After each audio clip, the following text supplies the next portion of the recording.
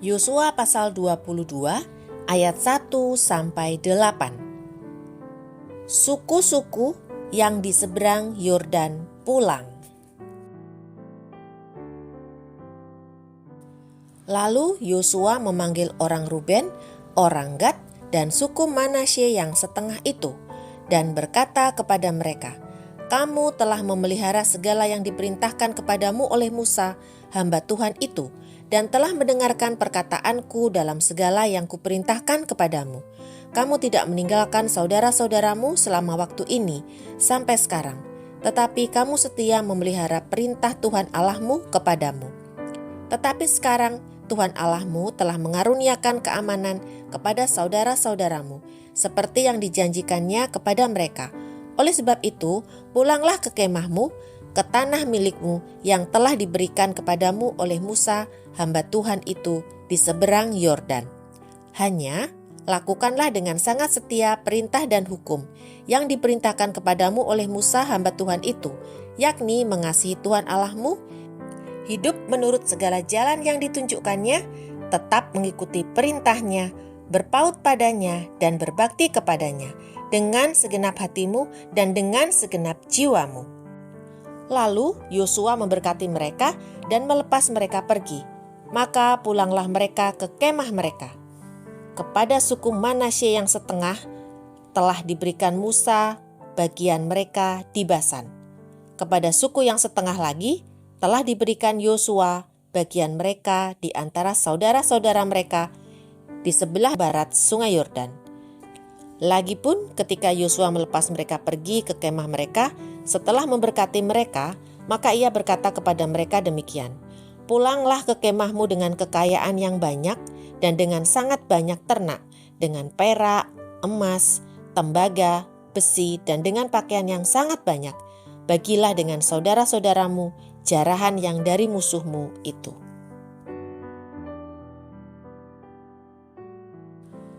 Ayat 9 sampai 34. Suku-suku di seberang Yordan mendirikan mezbah.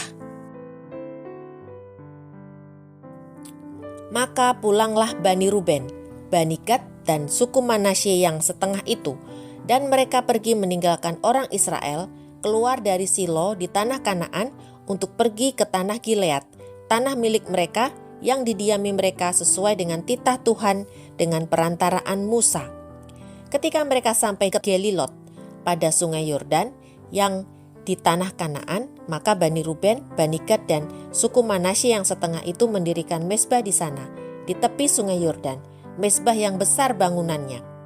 Lalu terdengarlah oleh orang Israel itu cakap orang, "Telah didirikan mezbah oleh Bani Ruben, Bani Gad, dan suku Manasye yang setengah itu, mezbah menghadap ke tanah Kanaan di Gelilot pada sungai Yordan di sebelah wilayah orang Israel."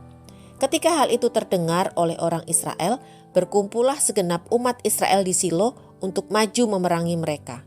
Kemudian orang Israel mengutus kepada Bani Ruben, kepada Bani Gad, dan kepada suku Manasye yang setengah itu ke tanah Gilead, Imam Pinehas bin Eleazar, dan bersama-sama dengan dia 10 pemimpin, yakni seorang pemimpin kaum keluarga sebagai wakil tiap-tiap suku Israel. Masing-masing mereka itu kepala kaum keluarganya di antara kaum-kaum orang Israel. Setelah mereka sampai kepada Bani Ruben, kepada Bani Gad, dan kepada suku Manasye yang setengah itu di tanah Gilead, berkatalah mereka kepada orang-orang itu demikian, "Beginilah kata segenap umat Tuhan, apa macam perbuatanmu yang tidak setia ini terhadap Allah Israel, dengan sekarang berbalik daripada Tuhan dan mendirikan mezbah bagimu, dengan demikian memberontak terhadap Tuhan pada hari ini? Belum cukupkah bagi kita noda yang di Peor itu, yang daripadanya kita belum mentahirkan diri sampai hari ini, dan yang menyebabkan umat Tuhan kena tulah? Sehingga kamu berbalik pula sekarang ini membelakangi Tuhan. Jika kamu hari ini memberontak terhadap Tuhan, maka besok ia akan murka kepada segenap umat Israel. Akan tetapi jika sekiranya tanah milikmu itu najis, marilah menyeberang ke tanah milik Tuhan, tempat kedudukan kemah suci Tuhan, dan menetaplah di tengah-tengah kami. Tetapi janganlah memberontak terhadap Tuhan dan janganlah memberontak terhadap kami dengan mendirikan mezbah bagimu sendiri selain dari mezbah Tuhan Allah kita. Ketika Akan bin Serah berubah setia dengan mengambil barang-barang yang dikhususkan, bukankah segenap umat Israel kena murka? Bukan orang itu saja yang mati karena dosanya. Lalu jawab Bani Ruben, Bani Gad, dan suku Manasye yang setengah itu katanya kepada para kepala kaum-kaum orang Israel, Allah segala Allah, Tuhan, Allah segala Allah, Tuhan. Dialah yang mengetahui dan patutlah orang Israel mengetahuinya juga. Jika sekiranya hal ini terjadi dengan maksud memberontak atau dengan maksud berubah setia terhadap Tuhan, biarlah jangan Tuhan selamatkan kami pada hari ini. Jika sekiranya kami mendirikan mezbah untuk berbalik daripada Tuhan, untuk mempersembahkan korban bakaran dan korban sajian di atasnya, serta korban keselamatan di atasnya, biarlah Tuhan sendiri yang menuntut balas terhadap kami.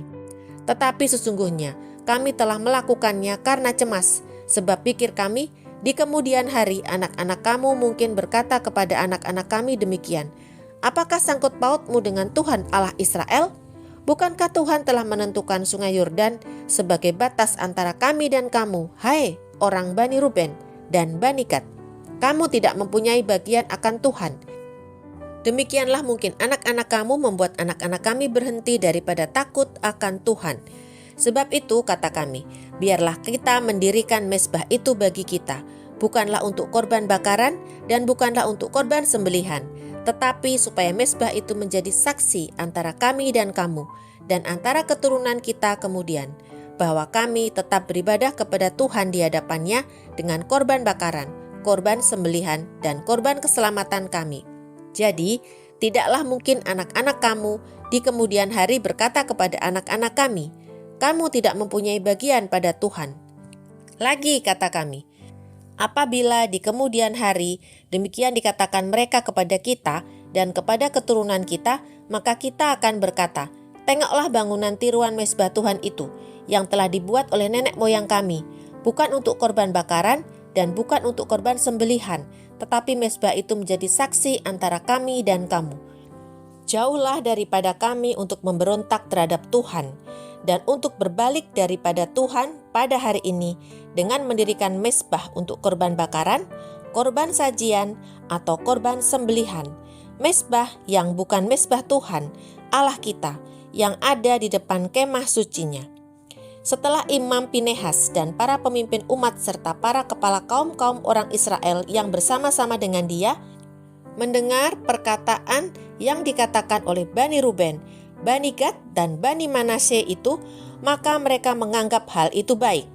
Kemudian berkatalah Imam Pinehas bin Eleazar kepada Bani Ruben, Bani Gad, dan Bani Manasye, sekarang tahulah kami bahwa Tuhan ada di tengah-tengah kita, sebab tidaklah kamu berubah setia terhadap Tuhan. Dengan demikian kamu telah melepaskan orang Israel dari hukuman Tuhan. Sesudah itu, Imam Pinehas bin Eleazar serta para pemimpin itu meninggalkan Bani Ruben dan Bani Gad di tanah Gilead, pulang ke Kanaan kepada orang Israel. Lalu disampaikanlah berita itu kepada mereka.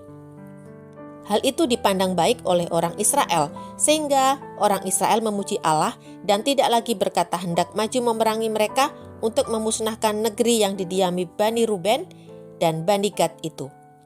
Dan Bani Ruben dan Bani Gad menamai mezbah itu saksi, karena inilah saksi antara kita bahwa Tuhan itulah Allah.